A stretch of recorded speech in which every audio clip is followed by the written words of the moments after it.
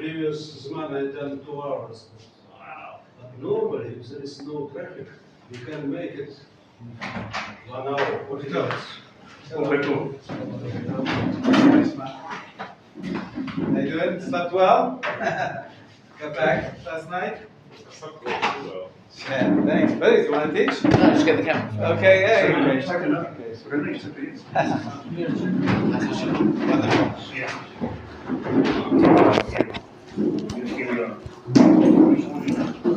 Okay.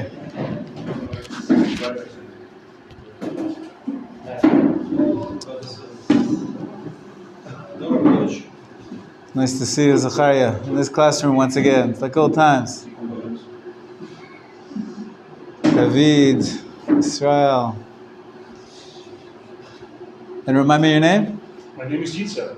Yitzchak. I'm here for 16 days only, and I was here for 5 years ago. I was here in the month of Elul. Ah, 5 years okay. ago. Yeah, in the English department as well?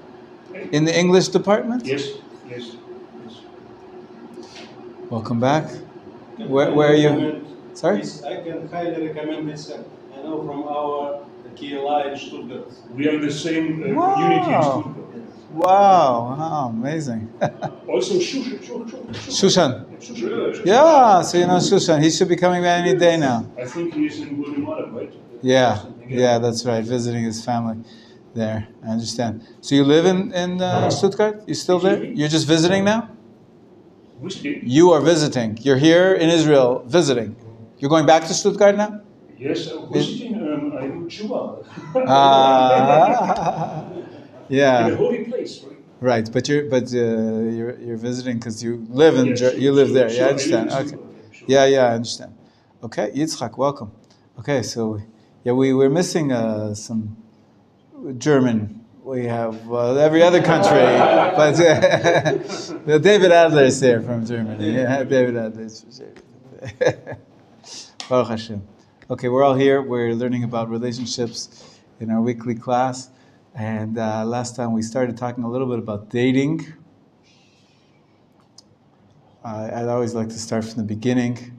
So whenever I talk about relationships, when I meet with couples, I like to start from the halacha. Strange halacha, Rabbi Akiva said, you're not allowed to get married unless you meet at least once.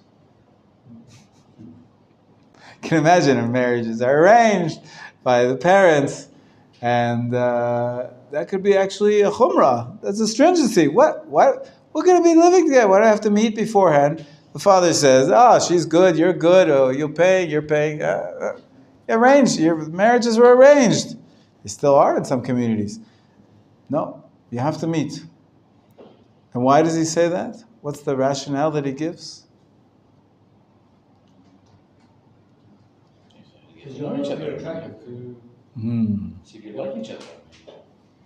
He says, because the Torah says, "Ve'ahavta l'reacha kamocha."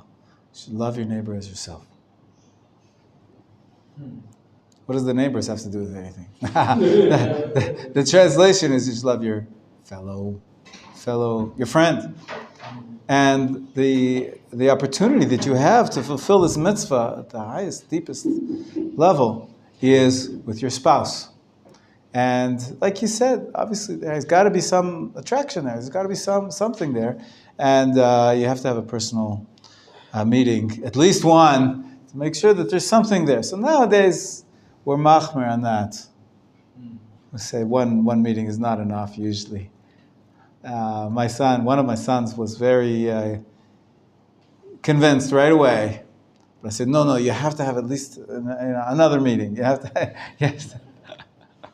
I think I told you last I didn't make up my mind for 6 months. Still, I was dating my wife for 6 months. But in different circles, it works in different ways, and different people are different.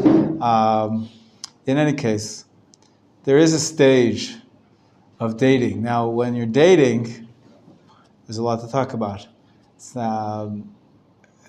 It can be a little confusing. Just last week, my brother's daughter got engaged, Mazel Tov, She announced that she's going to get married. We talked about the last time also, what does it mean to get engaged? That in the biblical times, in the Mishnaic times, engagement actually meant getting married. So I was just invited now. Wednesday, we're going to have a party, an engagement party. He's not going to give her a ring. They're not actually getting married. Engagement, it's called erusin in modern Hebrew. It's an engagement party, but the word erusin in the biblical times and the Mishnaic times meant giving a ring. It was actually getting married. So she went out with her fiancé now for 11 months. The families were waiting. When's it going to happen? When are they going to do it? Come on, make up your mind already. But in religious circles, it's a little uncommon, such a long period of dating. But they had to be ready. They had to be ready, and however long it takes. Right? Other communities in the secular world, I mean, you live together for 3 years before you decide to get married, right? So everything is very relative here, right? And of course, I started to say last time that it's much more difficult to be engaged and to be in a relationship, right? When you date, you're starting to be in a relationship, and yet there's no physical contact. You're not allowed to have physical contact. Even if you decide you're going to get married, no kissing and no hugging. And of course, not everybody can control themselves. I hope but the mitzvah of the Torah is that you're not allowed to have any physical intimacy, any kind of contact until you're married, until the woman goes to the mikvah and she's ritually pure. You're not allowed to have any physical intimacy. So that's why I think the dating tends to be shorter and the period of engagement also, because you're waiting and it's hard. If you love someone and you want to be together with them, the physical relationship is part of the relationship, and it should be. It's a natural part of the way men and women interact and relate to each other. But so it makes sense to make it shorter, because you don't want to sin. You don't want to be, so attracted. You spend so much time together, getting to know each other, and then you're falling in love, and then you can't consummate. You can't put into practice the love that you feel, at least not in a physical way. How many times can you buy her flowers? How much chocolates can you buy? And how many romantic dinners can you have without it leading to the physical intimacy? So it's very, it can be challenging. And that's why it's best to find, it's hard to find the middle ground of, you got to get to know the person somewhat. You got to know who you're marrying. It's the biggest decision in your life. So of course you have to date. We're going to talk a little bit about what the dating looks like. But the first ground rules we're putting in, we talked about how long does it last for, until you're convinced, until you're sure this is the woman you want to marry, this is the man you want to marry for the women. And but all along you have to be keeping the rules of prohibited sexual contact with anybody of the opposite sex. We'll talk a little bit more about it in just a second. You had a question, David? Yeah. How come in the Mishnah times it was so long, like a year, until they actually got married? Yeah, it's interesting. I think it was practical considerations. That he needed to earn some money so they could make a house and make a wedding, and also it could be that they were getting engaged much younger, like we talked about in the more old-fashioned societies. They were arranged marriages, arranged by the parents and so forth, and so it's not like they were in love with each other and waiting to get together. I'm sure there was anticipation and there was expectation, but it was a whole different system. And it became a standard. 12 months, between the Erusin and the second stage. Anybody remember what the second stage of the wedding was called? No, Erusin is equivalent to Kiddushin. It's the same. That's the first stage. The second stage is Nisuin. What in modern Hebrew is called marriage in general. Nisuin. Yeah, the nun at the end is just an ancient form of the plural. Nowadays we say Nisuim with a mem at the end. But the Nisuin, just an old-fashioned form of it's Hebrew, but it's a form of the plural, which they use the nun at the end as opposed to the mem. Maybe it is true in Aramaic; it's more common than the mem. but it exists in Hebrew as well. Is Erusin today really Erusin, or it is like word? Legally, halachically, somebody told me that okay, we use name Erusin, it is good, nice party, but it is not Kiddushin. Correct.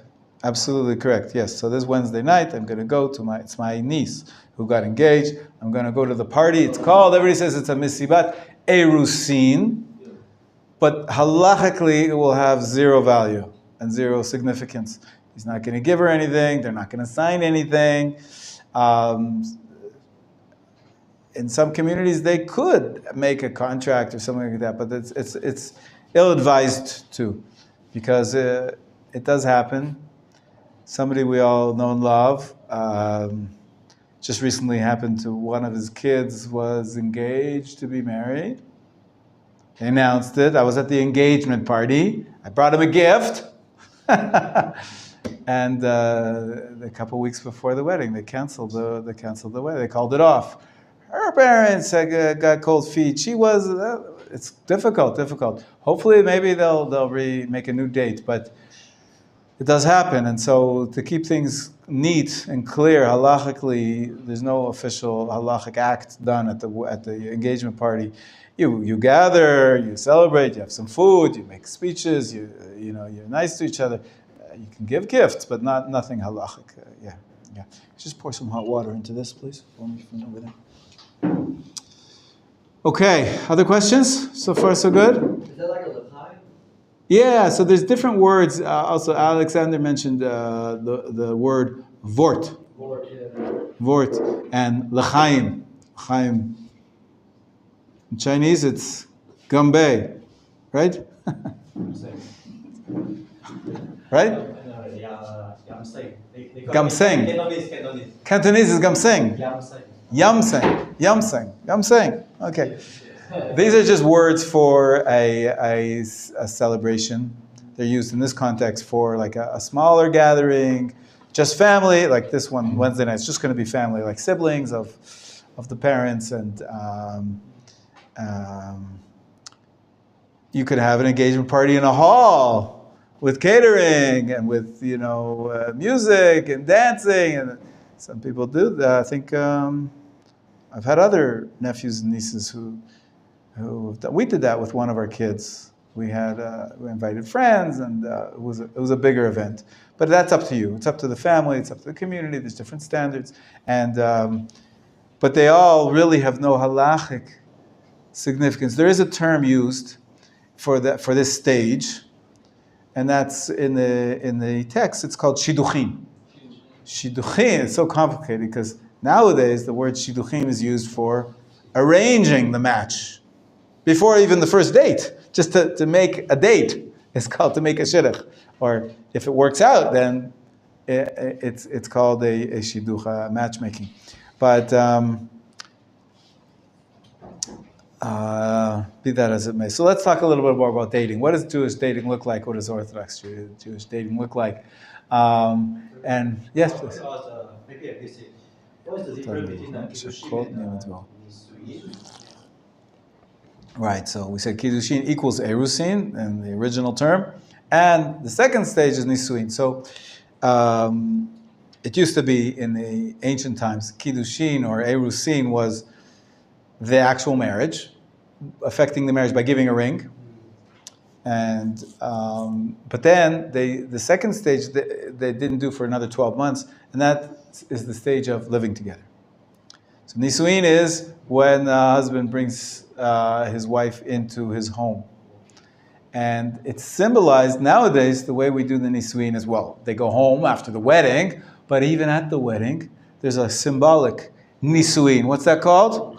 The chuppah, standing under the canopy with the 4 poles. Everybody knows that's a Jewish wedding. Well, that's the second part of the Jewish wedding. We do them both together. We actually give the ring underneath the chuppah. So it's like a combination. One is even, but it becomes significant after the giving of the ring. You have the stage of Erusin with the ring, and then Nisuin with the chuppah. Yeah, I'm actually, from here, I'm going to meet a chatan and kala. We're getting married, I think, in a month and a half or 2 months from now. They asked me to officiate at the ceremony. maybe I'll be describing to them the same thing. There's Kiddushin, and then there's Nisuin. And sometimes we discuss what the chuppah should look like. We'll get back to dating in a second, but since you asked about the Nisuin, I'll say a few more words about it. The chuppah, many people have 4 people holding poles, and some people just have people holding a talit. You've seen that, people holding a talit on top of the couple. They're all kosher. They all fulfill this custom of a chuppah. And then some halls, they actually have a standing chuppah. Like where we camped on Shabbat, it's a wedding hall, and you saw the chuppah right there in the grass. In the middle of the grass, right next to the mahal, there was a beautiful chuppah with a canopy on top of it, a white silky material. It's all kosher. They're all kosher chuppah. Something that covers the couple. That's all that matters. And it's essentially like a symbolic home. Like I said, the original idea is the world is crumbling.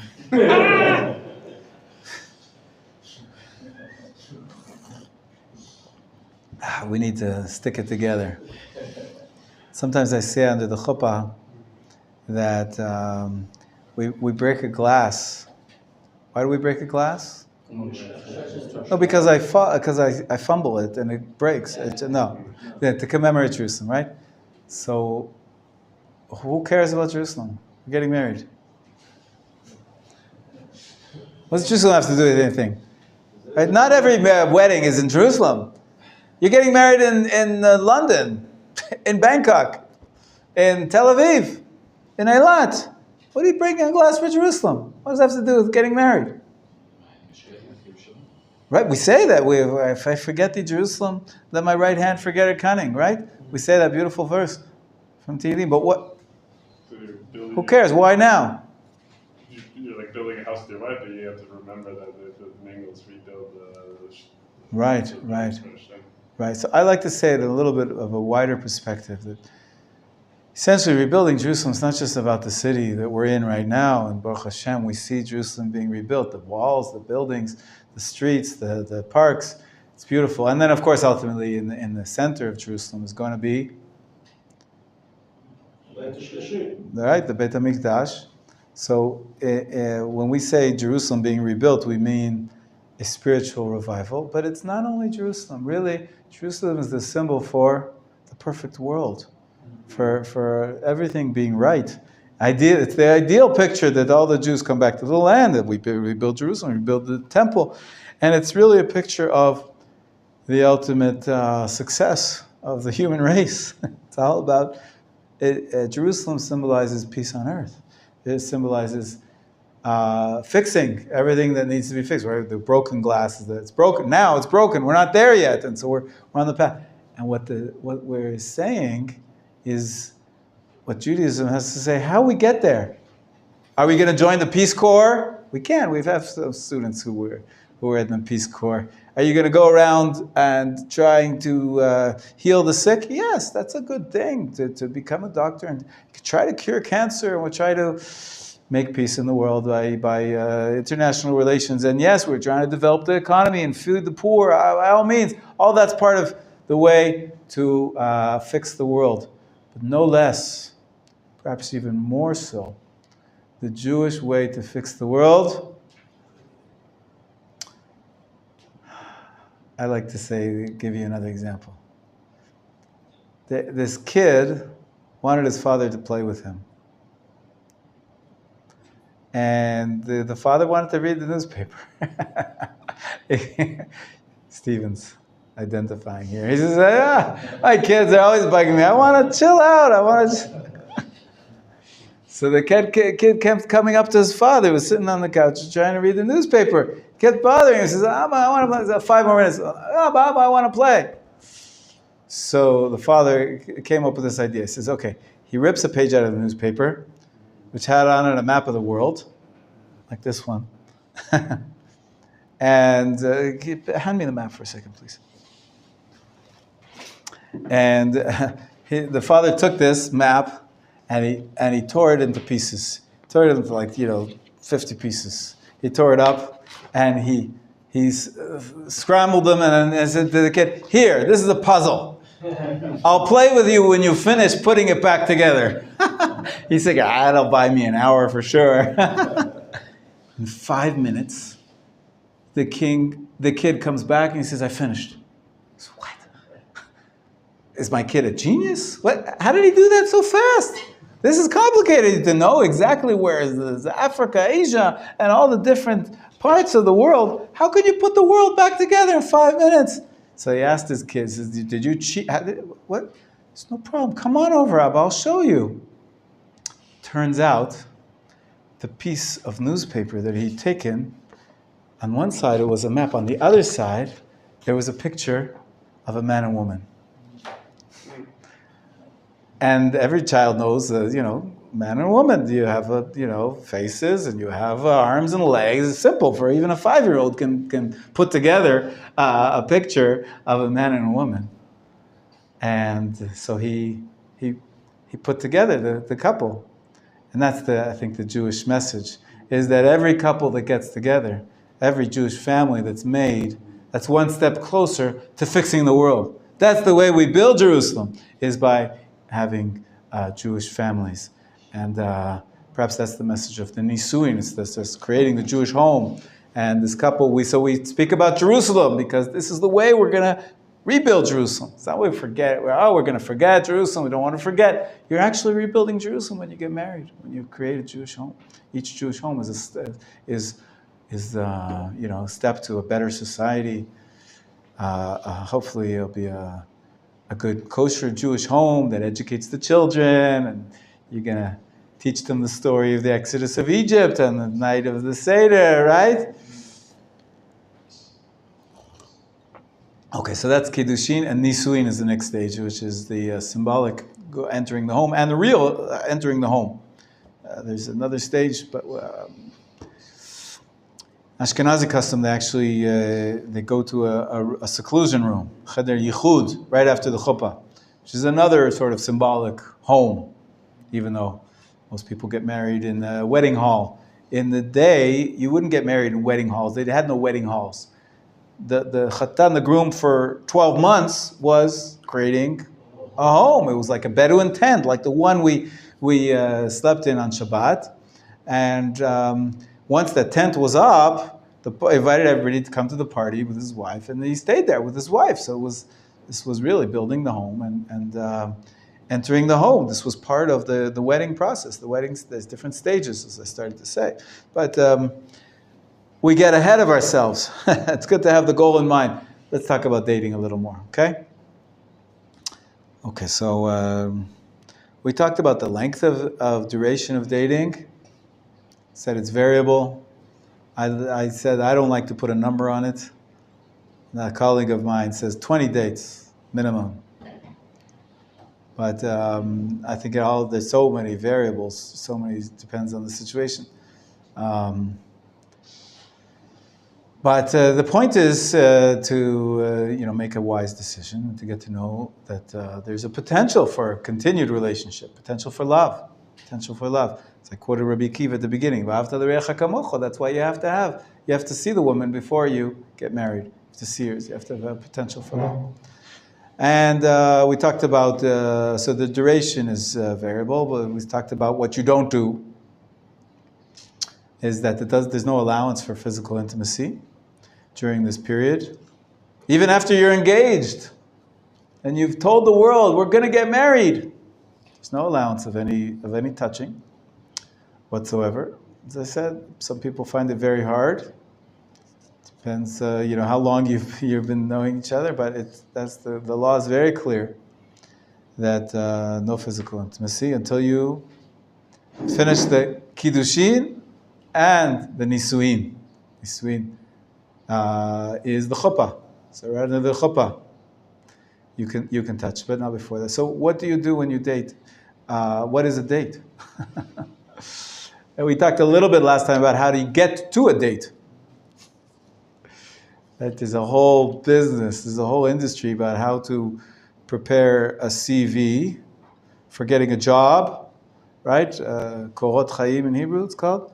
And you send out your resume, And then if you're lucky, 1 in 100, you'll get a call, come in for an interview, right? So fine, last year we talked about how to get a date. We talked about matchmakers, we talked about friends who set you up, common acquaintances, there's different ways of doing it, but you get a date. Okay, you're at the interview. Hopefully, when you get a job, I don't know if anybody is there had a job. You've had a few jobs. Usually there's 1 or 2 interviews or 3 interviews. They call you back. It depends on the level of the position. But you have to meet this boss and that boss and this person. They would give you a test sometimes. So that it could be a long, protracted interview period. Same thing with dating. It's not really so cut and dry because you're not really giving a test. You're trying to have common experiences so that you can get to know the person a little bit and to see if there's a connection. You want to understand that they have the same values that you have. So what do these dates look like? They don't look like interviews, hopefully. You're not sitting there with a clipboard and going through the questions. Tick. Yeah, okay. Okay, you want to live in Israel? Okay. Yeah. It's important to you that I study Torah? Okay, very good. Okay. You're going to cover your hair when you get married. We're going to keep Shabbat. Yeah, it's not about just a checklist. Is I starting to say that really you try to keep it casual. Now, getting back to what I was saying about no physical intimacy, the rules of Jewish modesty, and the rules of sexual relations include not only are you not allowed to touch each other, you're not allowed to be secluded with each other. So when you're dating, you have to be aware of that as well. You want to have private conversations, of course, you want to talk. Primarily, it's going to be talking. Only, that's all it's going to be. It's only talking. You can be, walking around. You can be meeting at a restaurant. You could be meeting at a friend's house. You could be meeting, but you have to be cognizant. There's other rules. You're not allowed to touch each other. You're not allowed to be secluded. To be secluded means that you are in a room or in a home where no one else comes, and you're there alone. Or the cinema? Cinema, usually there's other people. Cinema's fine, because there's other people around. There has to be some other people there. Other people that can... There's park here, right? Somebody told me that park near to this place is used for datings. Perfect, because the park is a public place. People can come by, so you're not going to be tempted to be intimate in a physical way. And of course, if you are all by yourselves in an apartment or, you may be attracted. And this is a prohibition. Some people say it's even biblical. The prohibition, we talked about it last time, the prohibition of touching, that the Torah doesn't only say, maybe we didn't talk about it, I'll just review it. The Torah says, if a woman is forbidden to you, the phrase is, Al tikravu legalot erva. What's karov? To go get close, right? So, al tikravu, do not get close to uncover the nakedness, meaning you don't even get close to forbidden relations. So, according to the Rambam, any form of touch is a fence from forbidden relations, but it's a fence not made by the rabbis, it's a fence made by the Torah. The Torah forbid even things, hugging and kissing is forbidden from the Torah, because it's bringing you close to forbidden relations. So some people understand that even extends even to yichud. Yichud is the Hebrew word for seclusion. Yichud. Yichud is prohibited from the Torah. Most people assume that it's the Rabbanan, but still, it's a very, without getting into the halachic details of it, you're not allowed to be alone with a woman until she's your wife. Unless she's your brother, sister, your mother, that's the relatives we're not talking about. But you're not allowed to be. So how do you date? How do you date if you can't be alone? So you have to find a situation where you can have private conversations, because it's the point of getting to know them. You don't want to just be in a crowd. But at the same time, you're not violating the law. So parks are a good idea. I don't know if you've ever been to a hotel lobby, but in Jerusalem or religious areas, more often than not, you'll see people on what's called a shidduch date, a date which was set up. They're getting to know each other. They're sitting there in a public place, talking there. They order a cup of tea, a cup of coffee, whatever it is. But as long as it's public and you're not secluded, that's okay.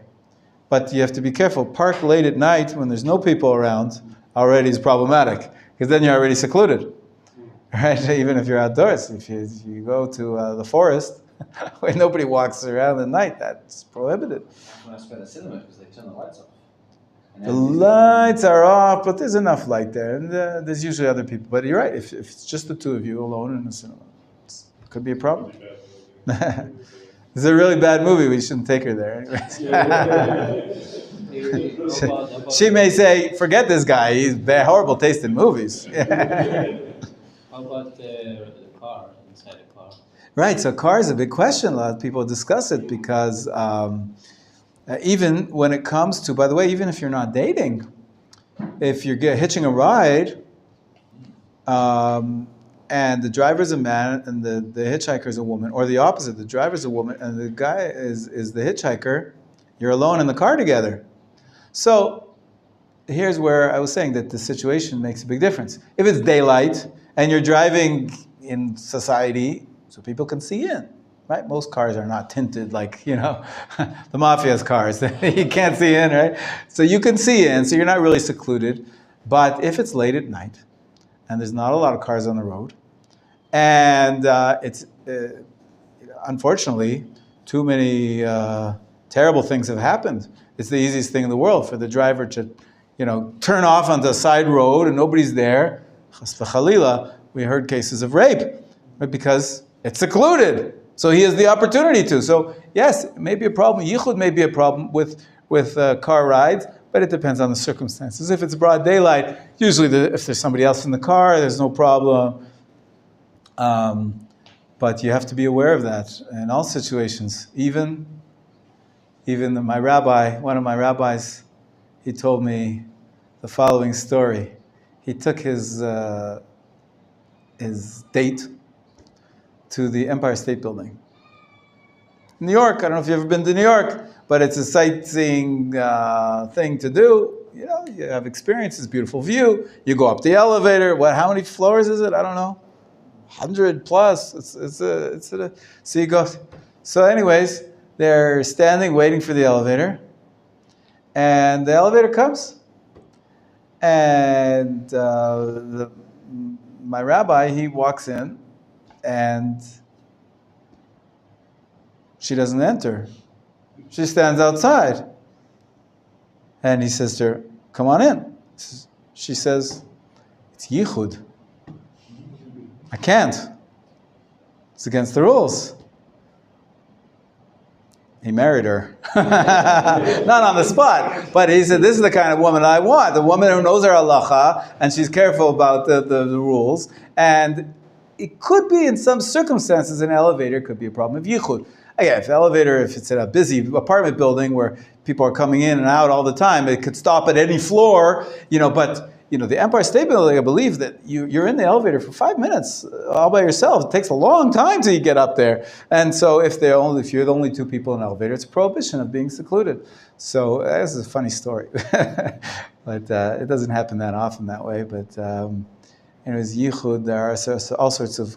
So that's what not to do. So far, we've learned a lot about what not to do. What do you do? So as I said, you talk. Try to get to know each other. You talk. Obviously, you're going to talk about your common goals and values. Get to know the person personally as well as ideologically. It's not just an interview, like I said, for a job. And so there has to be some kind of a back and forth. The beginning of a relationship. You get to know the person a little bit. Sometimes it's helpful not only to talk. And so you go on a tour. You go walk in a park. You see a movie, I mentioned before. I don't know, it depends what movie, and all that. But to have common experiences together, you have more. You see them. You see the person in different circumstances. What's she like when she gets scared? What's she like What does she find beautiful? What does she find exciting? How does she react when it starts to rain? She gets cold or hot, or what? Now here comes the big question. I'll leave you with this question. It's a very big question it's being debated until today, from time immemorial. Who pays for the food, right? Who's going to pay? You want to get a cup of coffee, you want to get a meal. Maybe the man should be treating the woman, should pay for her meal. So here, it's complicated. There's the society has changed. It's an obligation, or No, not because of any halachic problem, just because of standards and what's expected. The Talmud says as follows. Rabbi Shimon says, the Gemara in Kiddushin, I just happened to be learning it, Daf Bet, Amud Bet, they quote Rabbi Shimon, who says, when a man gets married, the way of the world is the man is looking to marry a woman. And so he courts her. It's the English word, to court a woman. And he says, it's like somebody that lost an object. You lost your watch. You lost not your glasses. You lost your coat. So you're going to go look for it. What does that have to do with a man and woman? Who lost what? Alexander, what do you think? Yeah, I guess I know. What is it? Lost my half. That's it. Adam and Eve. Yeah. It says that God put man to sleep, and he took out, what did he take out of him while he was sleeping? A rib. That chat mitzal otav, the Hebrew is. So the truth is, tzela can be interpreted as a rib. It can be interpreted as a side. Essentially, man before the sleep was like a Siamese twin. He had two sides to him. One side was man, one side was woman. He went to sleep, God separated them, he split them apart. And then man wakes up, he says, where's my rib? Or where's my better half? Where's my other half? And so he had to go look for her. So when man loses something, the owner goes to look for the lost object. So the metaphor, of course, is that the man courts the woman. This is the way of the world. So, and I think it's still true today, although you can't say that. It's essentialist. You're saying that there is the nature of men and nature of women, and it's all, of course, social constructs. And no, I don't believe it. But, right, this is you're not allowed to say it anymore. But our sages understood it as an essential, perhaps, part of what it's like to be a man, what's it like to be a woman. And of course, there's exceptions. There's always, and there are changes in society, and sometimes not uncommon for the woman to search for her man and to sort of court him, to try to convince him to go out on dates. But there is a basic element of dating where it's right in the just 50 years ago, it would be rude if you don't open the car door for the woman to get in, right? Or to open the door to the building. If you don't give her a seat, let me help you sit down. Nowadays, if you help the woman sit down, she think you're crazy. She think you're some misogynistic, racist, sexist pig, right? You try to help a woman, I can't do it myself, right? So it's complicated. It's very complicated. So it goes back to the question of who pays for dinner. Who pays for the expenses of spending time together? Some women will expect the man to pay. It's a very ancient cultural standard.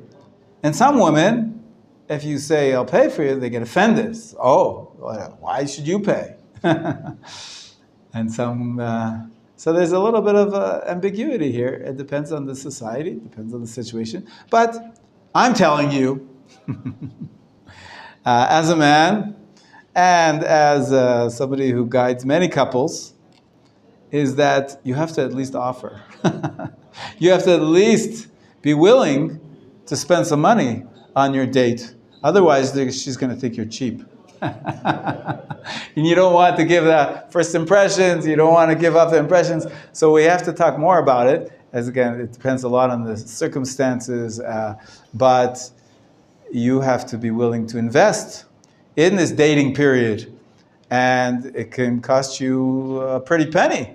If the girl's a very traditional woman and she says, sure, I'm very happy that you pay for it. You're going to end up paying for dinners and movies and trips and transportation.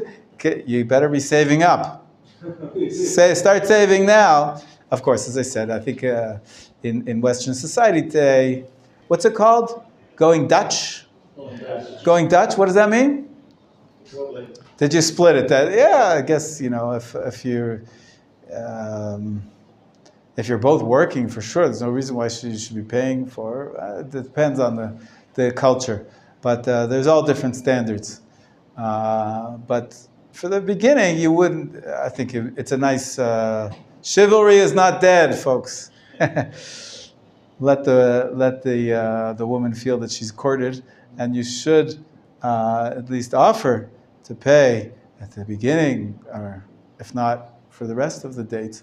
But there is a certain expectation here that the man should be paying and courting the woman. Tov, we're going to bring it up and talk about it more, and perhaps flesh it out a little more next time. But for today, that's it.